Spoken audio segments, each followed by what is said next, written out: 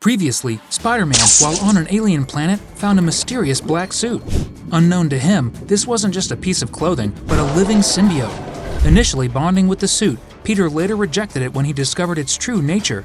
Instead of the familiar storyline we all know, where the symbiote attaches to Eddie Brock to become Venom, in this reality, Peter retained the symbiote. Under its influence, he took a dark turn, ending the threats of numerous villains, including the notorious Kingpin, Wilson Fisk.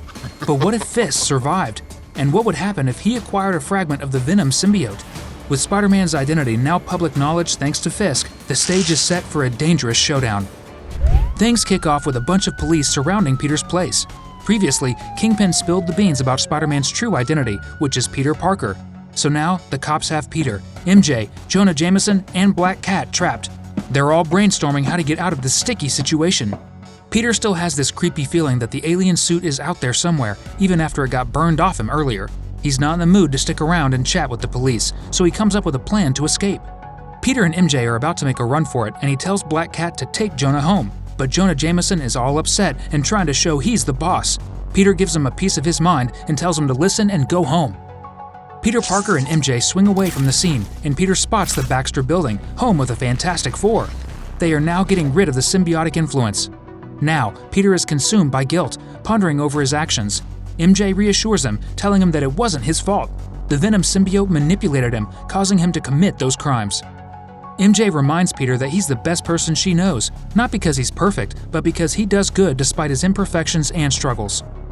She believes in him and encourages him to overcome the darkness. Outside the building, heroes like Iron Man, Beast, and the X-Men are all putting their heads together to figure out how to rescue the regular folks trapped inside.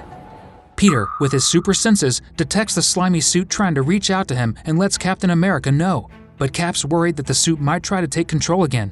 In a super serious moment, Peter takes off his mask and looks Cap right in the eyes, showing how determined he is. "I won't ever let that thing control me again," Peter declares. Cap gives a nod and says, "Well, you do what you gotta do." They hand Peter Parker a tiny earpiece, and he gears up to follow the plan. The door opens up for him, probably because it wants Peter Parker. MJ isn't so thrilled about this and says, "I don't think you should go alone." But Peter's super sure about this, answering, "Nah, this is my job. I gotta do it." The Avengers and She-Hulk are waiting outside, ready to jump in if things get hairy. Peter heads in, and sneaky MJ joins him. Then Johnny shows up, and after some teasing talk, they decide they gotta get to the 33rd floor to find Reed. They spot some folks under the slimy suit's spell, acting all spaced out and strange. Johnny sets things ablaze, and they hop on the elevator headed for the 33rd floor. They face off with Ben Grimm, who's now all taken over by the yucky symbiote. Peter's punches are fierce as he fights with all his might, not holding back like before.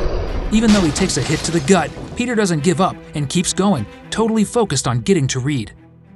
While the intense fight rages on, Captain America and the gang manage to join in. They bump into a taken-over Reed Richards, who knows some important stuff that the icky symbiote wants. But the exact details of what Reed is planning are still a big mystery. Meanwhile, outside the Baxter building, it's pure chaos and craziness.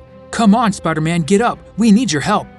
Things get even wilder as it turns out the slimy suit isn't scared of fire anymore. This twist adds a whole new layer of complication to an already super gripping story.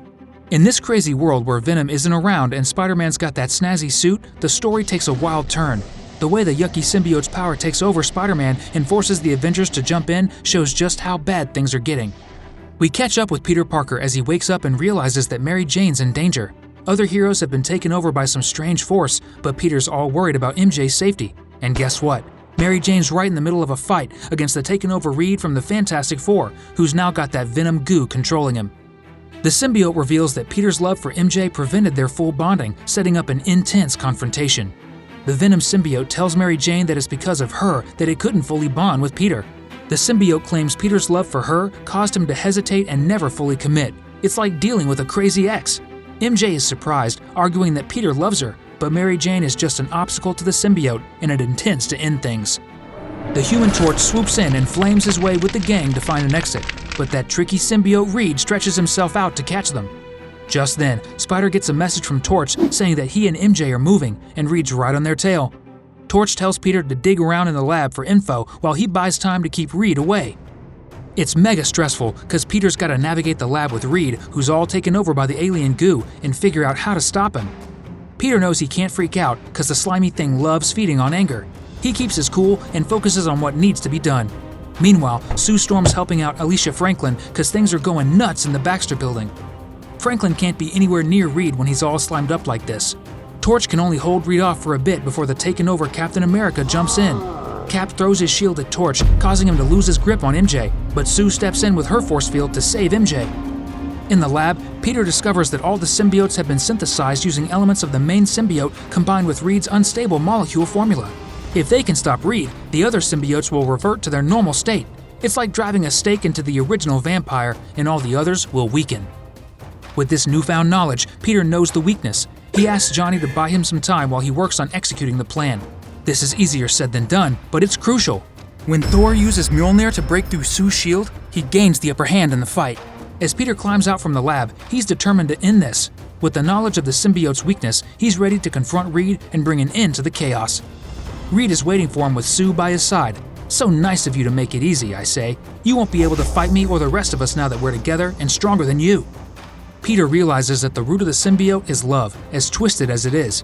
Peter makes a deal, telling the symbiote to let Mary Jane go and stop possessing other heroes. And I'll give myself up willingly, Peter adds. The symbiote ponders this for a moment and agrees. But in a plot twist moment, it kills Reed. The symbiote knows that Reed is too smart and can't risk him trying to stop its plans. What a twist! The symbiote chases Peter in the lab, desperate to attach and bond with him. Peter explains that Reed felt guilty for turning Ben into the Thing. In a crazy twist of events, Reed came up with a cool gadget that made it possible for Ben to walk around like a regular human using a special image thingy. Just when things seemed tough because of the alien symbiote, Peter had a big surprise. He revealed that Johnny Storm was actually wearing the image thingy, making him look like the Human Torch. And guess what? The symbiote was scared of fire, so Johnny set things ablaze, causing a big boom that seemed to destroy the bad symbiote. Eventually, Spider-Man and MJ were spotted chilling together far away. But hey, winning didn't come free. Reed sadly passed away. Now, I don't remember that image thingy being talked about before, but correct me if I'm wrong. This sudden gadget thing makes me wonder about the ending and the switch between Johnny and Spidey. Peter got hauled into court for his shenanigans, but he had some backup from his superhero buddies. Since the symbiote made him do things they didn't want to, their stories played a big part in his trial. And guess what? He wasn't found guilty. The wrap-up has Peter and MJ visiting Ben at his grave. Peter thinks about all the mess the symbiote caused, and he's not sure if he can be Spider-Man anymore. But surprise, surprise, Sue shows up and gives Peter a pep talk. He's feeling pretty guilty about Reed's death, but Sue says it's not his fault. They've all had their share of tough times, but she reminds him about their origin story, that rocket thingy that gave them powers. Sue spills the beans that Ben's transformation into the Thing almost made Reed super sad, but Reed didn't let it get to him. He turned things around and made something good out of it. He taught them all to find meaning even in bad stuff. Then she hands Peter a snazzy Fantastic Four uniform and says, "Hey Peter, let's tackle this together." So Peter becomes an official member of the Fantastic Four, now comprised of herself, Johnny Storm, the Human Torch, Ben Grimm, the Thing, and now Spider-Man himself. Being on the team changes things, but there are still problems. Now that people know who Spider-Man is, he becomes a target.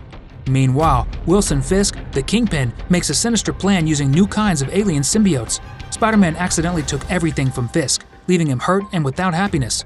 Fisk's face is really hurt, so he needs a machine to breathe and can't eat properly. As Fisk gets ready to join with the symbiote, Peter works hard to help New York City. He uses money from the Richards family to give hospitals cool gadgets. At a party, Peter meets a congressman who likes what he's doing and tells him about kids who want to meet Spider-Man.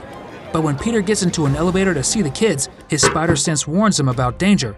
All of a sudden, the elevator plummets and crashes, but somehow Peter survives and finds himself in a dark alleyway. He hears a familiar voice. It's Kingpin. This time, no other heroes can help Spider-Man. Kingpin explains his big plan. His scientists tricked other heroes with a signal from a different place so they can't help. With no one around, Kingpin wants to kill Spider-Man and make him pay for hurting his face. The tension rises as Peter Parker, now Spider-Man, tries to get out of the hospital. He looks for a way to face the new Kingpin but is blocked from escaping, leaving him with few choices. Spider-Man does his best to fight Kingpin, using all his tricks to hurt him. However, Spider-Man's attacks don't work against the strong Kingpin. They have a big fight, and Kingpin starts to win. He throws Spider-Man down, making him feel dizzy and weak, making him an easy target for Kingpin's attack. Just when things look really bad for Spider-Man, someone unexpected shows up and stabs Kingpin in the chest. Spider-Man gets up and sees the mysterious person who saved him. Quickly changing his focus, Spider-Man rushes to rescue his friends from Kingpin. While Spider-Man escapes, Kingpin, hurt and weak, meets another dangerous character, Carnage, a very dangerous symbiote, is hunting people across the Marvel Universe.